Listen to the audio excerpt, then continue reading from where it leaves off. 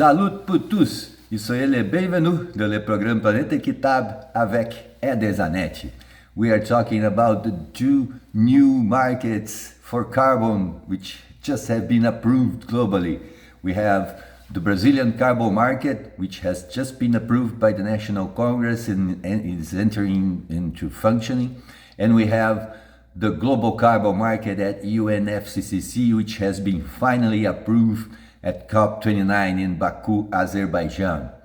And we already know that the three elements which are mostly needed in order to originate the carbon credits are already available by the UNFCCC.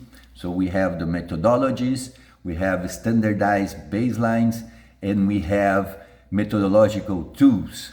Methodologies, they tell us how we are going to measure, report, and verify our carbon credits. The standardized baselines offer us a pattern that we can follow to develop sectorial projects. And finally, the methodological tools, they support the correct application of the methodology so you have an accurate result. After that, those three elements you'll be using to fill out the project development document. This has to be submitted to a third-part auditor, which is already registered at the UNFCCC, and then the project will be registered at Bonn in Germany. And we were also calling attention for the technologies. The last period of regulated market in the world never brought a cent of carbon credits or forestry carbon credits to Brazil. Never bought a cent. It was three other technologies which were brought to Brazil based on the last carbon market.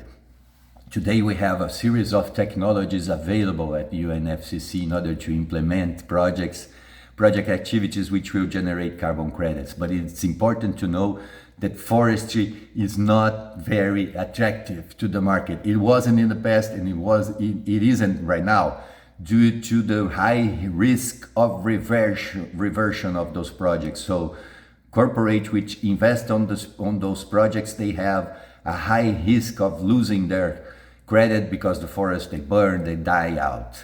And so in order to avoid those risks, much of the money is invested on the technologies because they are permanent. They generate permanent carbon removals, while the risk of reversal today influences a lot on the final price that you will have, the value you will aggregate to your carbon credit. Follow us to learn more about this. Let God's peace and the love that builds be our weapons in our daily struggle for justice. Eder Zanetti for tous les amis africains.